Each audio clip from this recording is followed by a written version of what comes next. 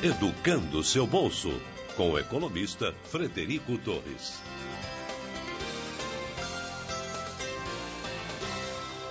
Frederico Torres, muito bom dia, bem-vindo ao Em Boa Companhia mais uma vez. Bom dia, Amir, bom dia, ouvinte. Um bom começo de semana para todo mundo aí. Se Deus quiser. Vamos falar do que hoje, Amir? O que você escolheu para nós aí? Hoje tem um assunto aí sobre consórcio de carro virando casa, poupança, moeda de troca. E eu queria que você desse uma geral sobre isso aí. Que mudança é essa aí? Quais são essas mudanças? Isso é bom, não é? Você que dá essas dicas bacanas aí para os nossos ouvintes. Então, Amir, vamos falar um pouquinho sobre consórcio hoje, né? Isso. Consórcios têm se tornado cada vez mais comuns no Brasil. Hoje são mais de 7 milhões de consorciados. O quê? Mais de 7 milhões de consorciados no Brasil. Isso, rapaz? O número é enorme, enorme. É muito comum você ver o nosso ouvinte aí, se não tem um consórcio, ele tem alguém na família dele que tem. É praticamente certo isso. Para motos, por exemplo, quase a metade dos emplacamentos de moto hoje devem ser a contemplações de consórcio.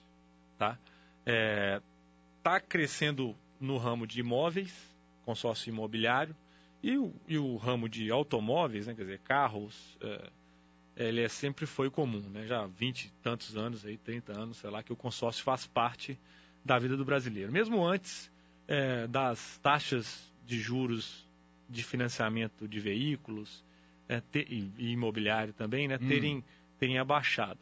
Antigamente, lá em 90, alguma coisinha, quando era muito difícil tomar um empréstimo, o consórcio surgiu como uma alternativa para que as pessoas pudessem conseguir acesso a esses bens, principalmente o carro. É um grupo que se forma, né? Grupo, exatamente. O consórcio é um grupo no qual várias pessoas contribuem para a compra do mesmo bem, né? Juntos, por exemplo, faz até um grupo de amigos, um consórcio de amigos. 5 se juntam, cada um dá R$200, e aí o grupo arrecada 1.000, né? E com esses 1.000, um dos 5 vai comprar alguma coisa. Vai fazer uma festa da filha, né? Vai fazer uma viagem. Então, a ideia é mais ou menos essa, mas virou uma indústria de mais de 7 milhões de consorciados. E aí, o que está acontecendo mais recentemente, Amir?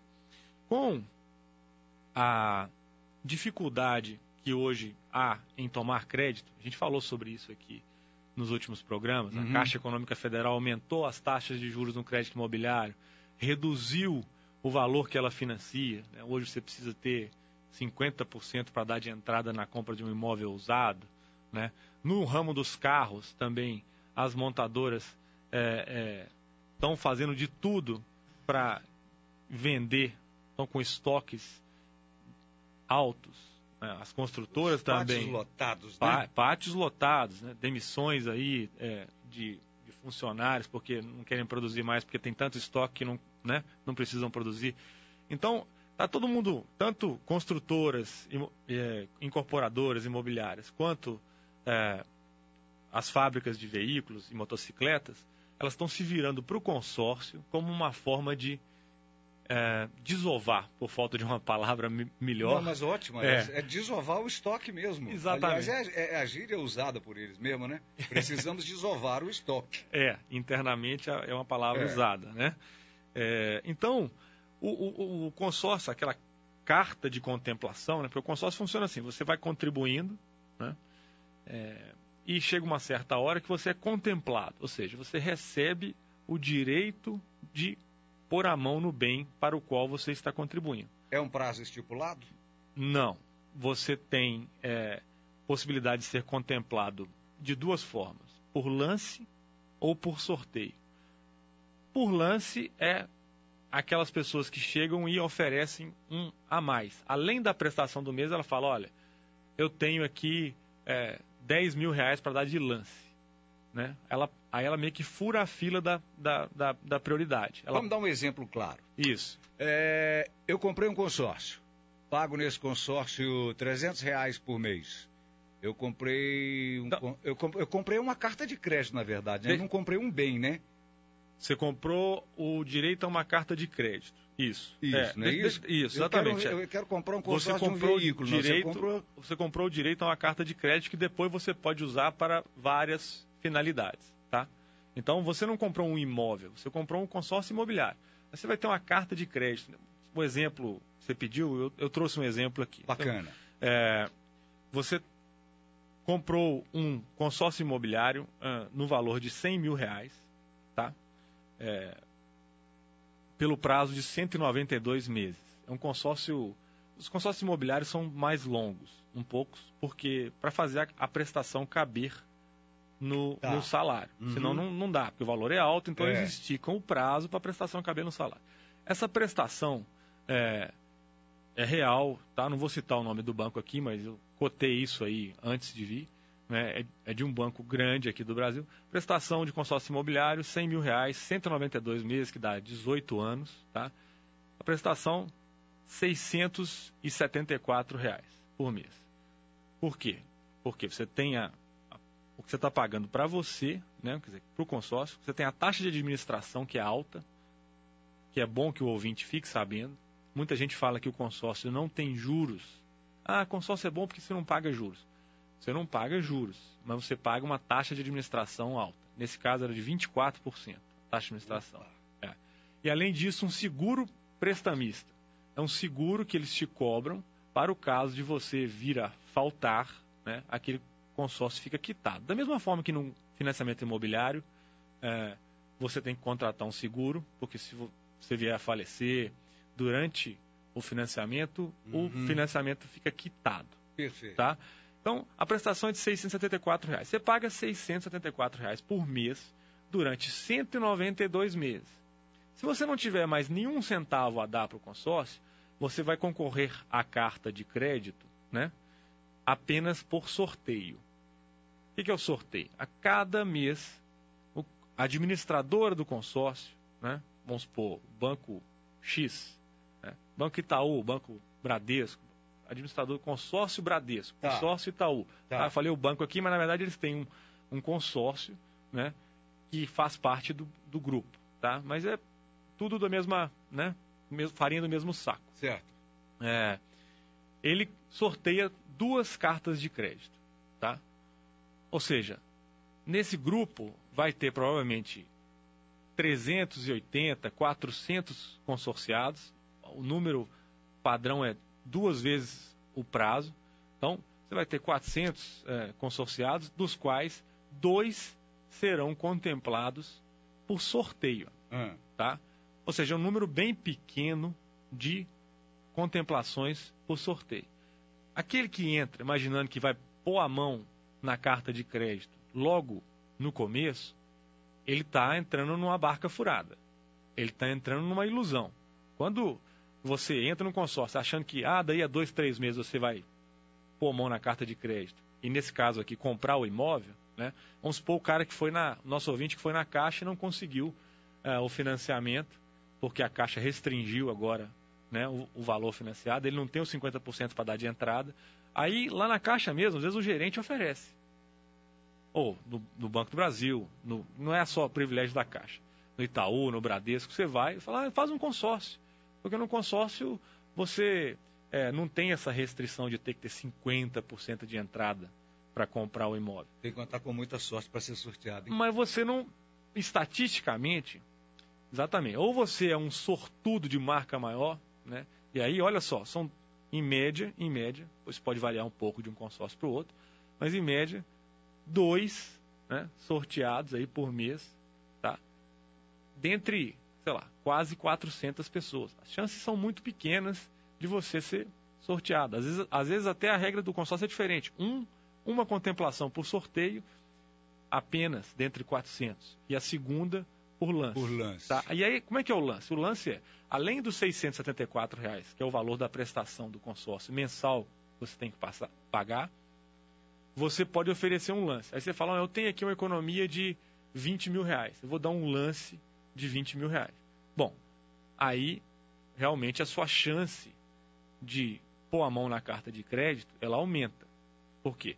Porque você vai fazer parte de um grupinho, né, de sorteio, daqueles que deram lance. Se ninguém tiver os mesmos 20 mil reais para dar, você recebe a carta, porque você deu o maior lance. Isso é transparente, né, Fred? Isso é transparente. Tá. Para quem vai a uma assembleia. Isso é uma outra dica também importante. Muito consorciado nunca foi a uma assembleia.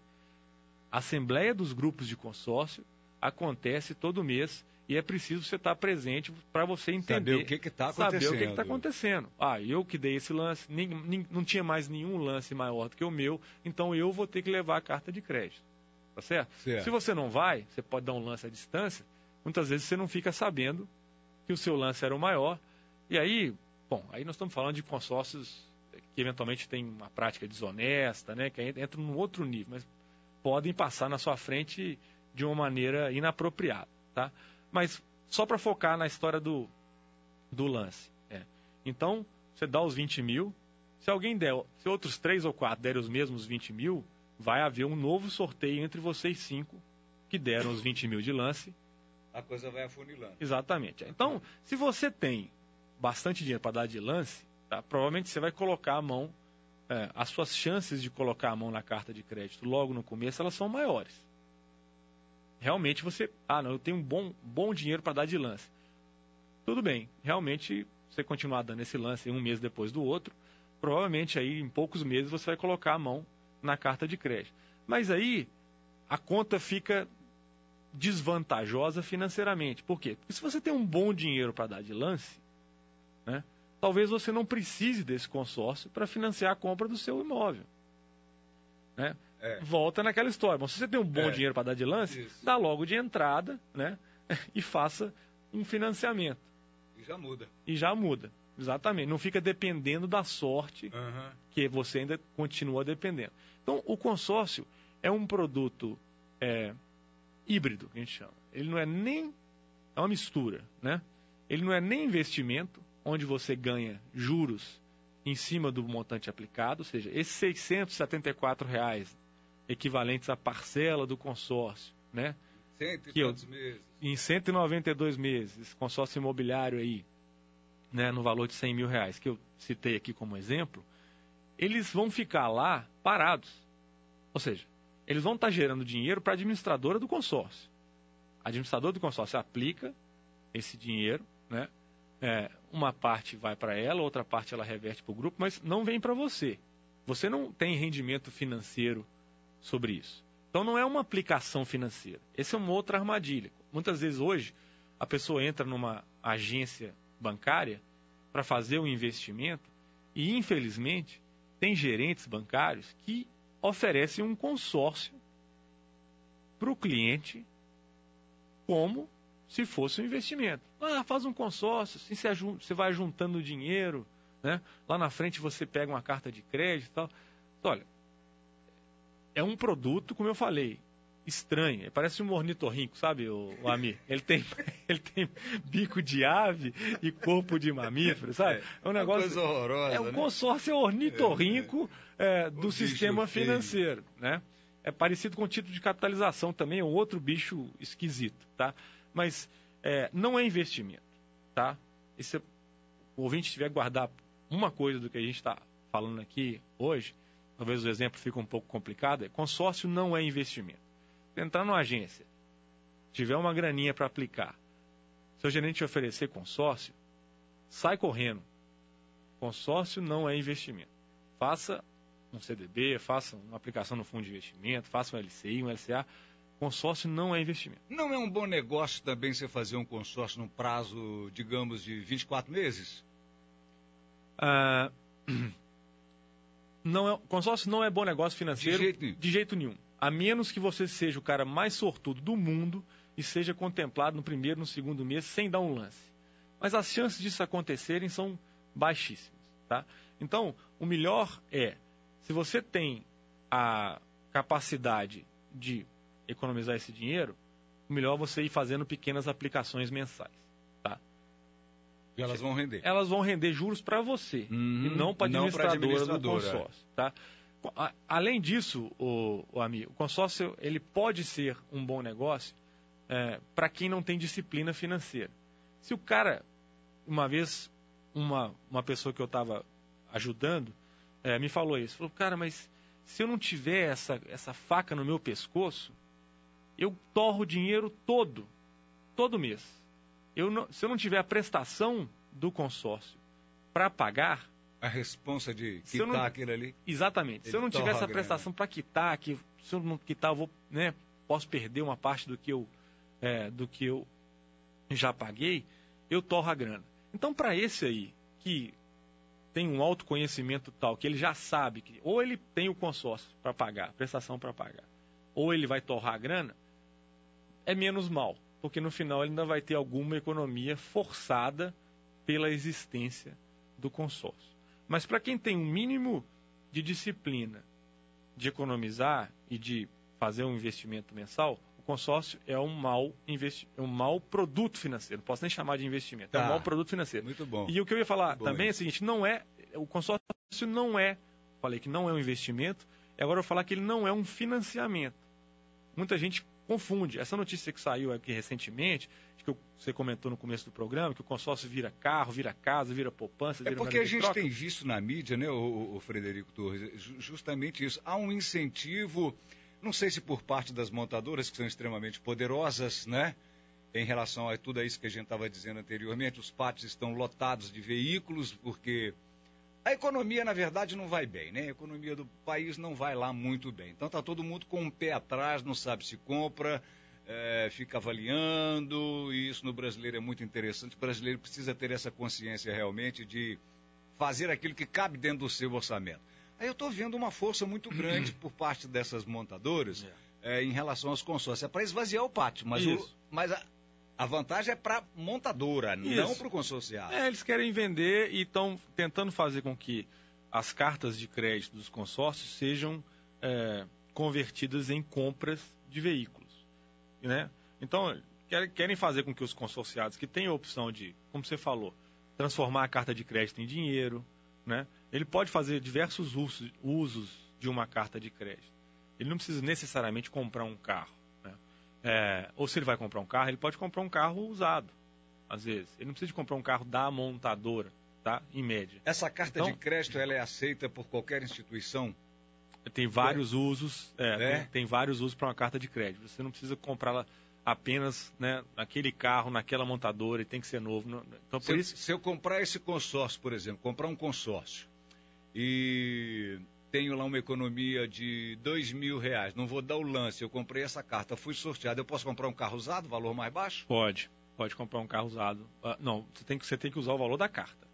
Se você for comprar um carro usado, você vai provavelmente pegar um modelo mais sofisticado, quer dizer, você tem que usar o valor da carta. A administradora não te devolve essa sobra? Ela pode devolver o dinheiro, mas aí, depois de algum tempo, e salvo engano, ela não devolve parcial. Você usa 5 e pega 5 de volta. Acho que ela devolve integral o dinheiro depois de algum tempo, tá? Mas é isso que você falou mesmo, Amir. As montadoras estão realmente querendo forçar a barra para que esse volume de contemplados mensalmente, aí que são 160 mil contemplados por mês no carro, 150 mil para moto, mais uns 50 mil para veículo. Dá uns 500 mil pessoas, um pouco menos. Eles convertam tudo isso para compra de veículos, para poder esvaziar os pátios. Tá? Então, as notícias que estão saindo é isso, né? Ou está associada àquela história lá da redução do valor do financiamento no imobiliário. Só 50%, e aí o gerente e os bancos tentando empurrar o consórcio como uma alternativa para quem ainda quer comprar casa própria, mas não tem a poupança, o recurso necessário para dar 50% de entrada no caso da compra de um imóvel usado. Tá? Muito bom, viu, Fred? E aí, só mais duas informações que eu acho que são importantes para o nosso ouvinte.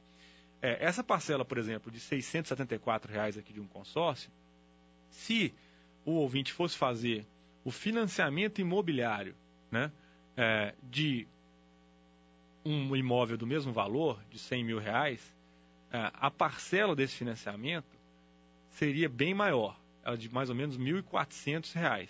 Tá? Então, é uma outra comparação que o cliente bancário acaba fazendo na hora de optar por um consórcio ao invés do financiamento. Interessante. Tá? Só que essa comparação, 670 contra 1.400, 1.300, não, o dobro. Duplica, o dobro praticamente, né? 670 vezes 1.340, mais ou menos o dobro. É o dobro, eu vou pegar o consórcio. Ela tem dois erros. Né?